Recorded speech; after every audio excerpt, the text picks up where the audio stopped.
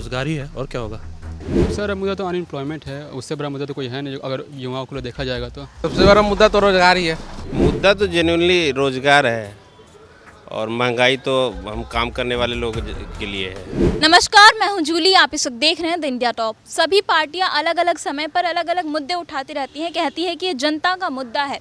लेकिन बिहार के जो युवा हैं वो क्या सोचते हैं कि असली मुद्दा युवाओं के लिए इस वक्त क्या है, हम उन्हीं से जानने की कोशिश करेंगे। हमारे साथ इस वक्त कुछ लोग मौजूद हैं।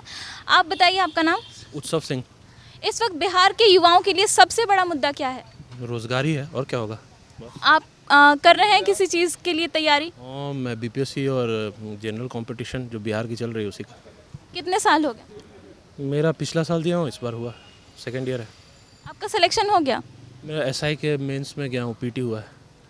तो क्यों लगता है आपको कि बेरोजगारी बढ़ती जा रही है और इसके लिए सरकार को क्या करना चाहिए आपके हिसाब से? जॉब्स निकालना चाहिए, वैकेंसीज घटा रहे हैं, प्राइवेटाइजेशन कर रहे हैं, इससे प्रॉब्लम तो हो ही रही है, बहुत ज़्यादा हो रही है प्रॉब्लम।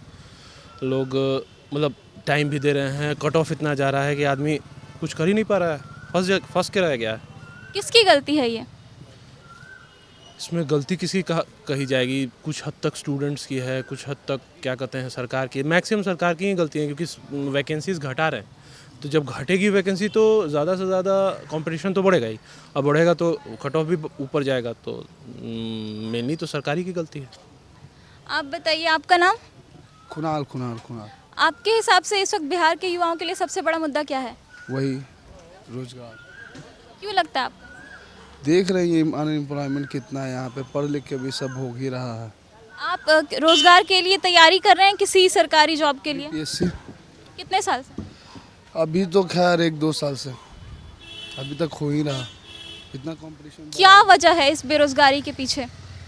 सीट रहता है 2000, बच्चे भरते हैं 3 लाख, 4 लाख, 5 लाख, 6 लाख, उसका कोई सीमा ही नहीं है। उसको कम से कम कुछ तो निकालना चाहिए ना कि हाँ इतने बच्चे तो इतना ही भरे, उसका भी मतलब कि फॉर्म भरने का भी कुछ निकालना चाहिए कॉम्पिटेंट। सबसे बड़ा मुद्दा तो अनएम्प्लॉयमेंट है, उससे बड़ा मुद्दा तो कोई है नहीं अगर युवाओं को देखा जाएगा तो। और अभी तो कोई भी जॉब तैयारी करते हैं हम लोग बिहार में, तो ऐसा टाइम सर्टेन लेके चलते हैं कि 1-2 साल में जॉब में हम लोग को वैकेंसी या सीट मिल जाएगी। लेकिन जैसा हाल देख रहा है बिहार एसएससी का, लमसम 5 साल में वो हमें जॉब वेरीफाई करके सीट अलॉटमेंट करके देती है। और इसका कोई एग्ज़ाम का कोई शेड्यूल नहीं है कि साल भर एग्ज़ाम हो रहा है या नहीं हो रहा है। रेलवे का भी हाल देख लीजिए और एसएससी का भी हाल वही है। 3-4 साल में बीपीएससी में भी वही है कि आपको अगर आप पीटी देते तो 1 साल में पीटी हो रहा है, 2 साल में मेंस हो रहा है, इंटरव्यू लेते रहते, ज्वाइन लेटर आते आते आपको 3 से 4 साल लग ही जाते। बीपीएससी में भी यही हाल है।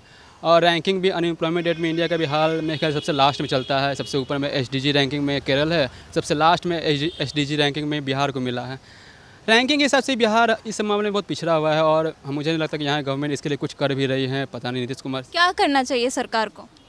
सरकार को एक तो पहले वैकेंसी देखनी चाहिए, जैसे कि अगर यहाँ के स्टूडेंट के लिए कुछ मतलब क्लोज कंपटीशन करना चाहिए। जैसे कि होता है कि बिहार में कोई भी एग्जामिनेशन हो रहा है बिहार से, तो बाहर के स्टेट वाले भी आके पार्टिसिपेट करते हैं। तो एक होता है कि बिहार के स्टूडेंट के लिए थोड़ा रिजर्वेशन भी कर दिया जाए कि बिहार के थोड़ा उत्थान हो। पता चला कि बिहार में आप SI GD या कुछ भी हो रहा है तो यूपी झारखंड सब के स्टूडेंट आके इसमें मतलब होता है कि बहुत ज़्यादा कंजस्टेड हो जा रहा है। आप लमसम देखिए, अगर 1000 सीट है तो 5 लाख 6 लाख विद्यार्थी कर रहे हैं इसमें, फिर वही नॉमिनेशन में अच्छे स्टूडेंट पिछड़ जाते हैं। मतलब रिसोर्सेज के हिसाब से हम लोग को उतना मतलब चांसेस नहीं मिल रहे हैं बिहार में। तो ये भी देखा चाहिए। पता नहीं अब गवर्नमेंट बैठ के वो लोग क्या डिसीजन करते हैं इस सब के बारे में। और भी अनएम्प्लॉयमेंट के अलावा भी बहुत सारी हैं प्रॉब्लम, जैसे कि आपको महंगाई है। तो ऑब्वियस बात है, अगर अनएम्प्लॉयमेंट अगर रहेगा तो महंगाई भी रहेगी ही। अगर लोगों के पास अगर रोज़गार नहीं होगा तो महंगाई से भी थोड़ा कोऑपरेट कर भी सकता है अगर जॉब रहेगा भी तो।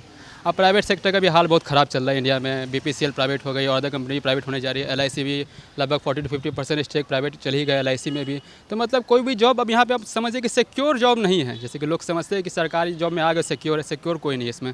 अगर आप देखेंगे कि और भी अदर सेक्टर्स में देखेंगे कि इंडस्ट्री भी नहीं है इंडिया में। अगर इंडस्ट्री भी बिहार में भी इंडस्ट्री नहीं है, इंडिया को छोड़ दीजिए, बिहार में भी इंडस्ट्री का हाल बहुत ख़राब है। अगर इंडस्ट्री रहती भी तो और भी जो मतलब कम पढ़े लिखे लोग हैं वो पलायन नहीं करते। जैसे कि दिल्ली में या अदर यूपी में जाके लेबर क्लास जॉब करते बिहार के, तो वो करना नहीं पड़ता, उनको यहीं पे रोज़गार हो जाता। लेकिन इंडस्ट्री का भी हाल बहुत ख़राब चल रहा है इंडिया में। तो इन सब चीज़ पे देखना चाहिए गवर्नमेंट को। सबसे बड़ा मुद्दा तो रोजगार ही है। आप किसी एग्ज़ाम की तैयारी कर रहे हैं, गवर्नमेंट एग्ज़ाम की? नहीं, तैयारी तो नहीं कर रहे हैं। BCom में 3rd ईयर में। आपको क्यों लगता है कि ये सबसे बड़ा मुद्दा है इस वक्त का? आपको नौकरी ज़्यादा लड़के लगे हुए हैं, नौकरी नहीं मिल पा रहे हैं। इसके लिए कौन जिम्मेदार है आपके हिसाब से? लड़के ही हैं, पढ़ेंगे नहीं तो नौकरी कहाँ से लगेगा। तो कुछ लड़कों का तो ये कहना है कि सीट इतने कम है कि लड़के ज़्यादा हो जा रहे हैं, काबिल हैं, इसके बावजूद उनको नहीं मिल पा रही है नौकरी। देखिए इस चीज़ में तो एग्री भी है, नहीं है भी एग्री है। अब लोग मेहनत नहीं कर रहे हैं, सीट तो सब चीज़ ठीक ही ठाक है मिला जुला कर, यही बात है। रोजगार। क्यों? मैडम आज का युवा को सबसे पहले तो जो आबादी के हिसाब से हम लोग का आबादी है बिहार का, वो बहुत ज़्यादा हो गया और हम लोग के पास जॉब अपॉर्चुनिटी कुछ भी नहीं है और बिहार सरकार कुछ कर नहीं पा रही है, ना केंद्र कुछ कर पा रही है। आप किसी जॉब की तैयारी कर रहे हैं? मैं तो जॉब की तैयारी नहीं कर रहा हूँ, बट स्टिल मैं देख रहा हूँ युवा हमारे उम्र का जो है वो कुछ भी नहीं, मतलब जॉब वैकेंसी नहीं आ रही है। पिछले 5-7 सालों से तो यही हो रही है। तो इसके पीछे गलती किसकी है? सरकार की। क्या करना चाहिए सरकार को? सरकार की मंशा सही नहीं है। सरकार को करना क्या चाहिए इस सरकार को सबसे पहले तो अपना शिक्षा व्यवस्था जो है उसको सही चुस्त दुरुस्त करना चाहिए उसको। उसके बाद जो भी इंफ्रास्ट्रक्चर है, एजुकेशन का इंफ्रास्ट्रक्चर हो, फिर इंडस्ट्री का इंफ्रास्ट्रक्चर हो, सबको डेवलप करना चाहिए, देन फिर जॉब क्रिएट होगा। मुद्दा तो जेन्युइनली रोज़गार है और महंगाई तो हम काम करने वाले लोगों के लिए है। रोज़गार और रोज़गार ही है, दिखता नहीं अलग बात है, रियल मुद्दा तो रोज़गार ही है। आपके घर में कोई कर रहा है जॉब की तैयारी, सरकारी नौकरी की तैयारी? हाँ कर रहे हैं, मेरे भांजे हैं, छोटे भाई लोग हैं, तैयारियां कर रहे हैं। बड़ी दिक्कत आ रही है, वैकेंसी नहीं आ रही और कोई वैकेंसी अब 2018 की वैकेंसी 20 की वैकेंसी अभी तक पेंडिंग है ना। और अभी उसका पता नहीं है बिहार में, बीपीएससी के थ्रू है, विज्ञापन संख्या 8/2020, ठीक है। अभी तक पता नहीं है कब एग्ज़ाम होगा, कब क्या होगा, कुछ भी पता नहीं। वो बताइए 2-2 साल ऐसा तो कभी सुना भी नहीं करते थे, अब प्रैक्टिकली हो रहा है पिछले 7-8 साल से, 10 साल से। और ये चीज़ें नॉर्मलाइज कर दी गई है, इस पर कोई चर्चा नहीं है। फालतू के मुद्दे उठा के रोज़ टीवी देख लीजिए, शाम को बैठ नहीं पाइएगा। अगर बच्चे हैं तो वैसे ही ख़राब होंगे। कुछ गलतियाँ इन बच्चों की भी है जो ये झेल रहे हैं। इन मुद्दों पे तो कभी वोटिंग राइट जब होती है तो उसका उपयोग करते नहीं हैं, तो कहीं ना कहीं ये भी जिम्मेवार हैं खुद भी। लेकिन फिर भी चाहे उन्होंने गलती करी, चाहे ये मुद्दा है, इस पे बात होनी चाहिए, इस पे काम होना चाहिए।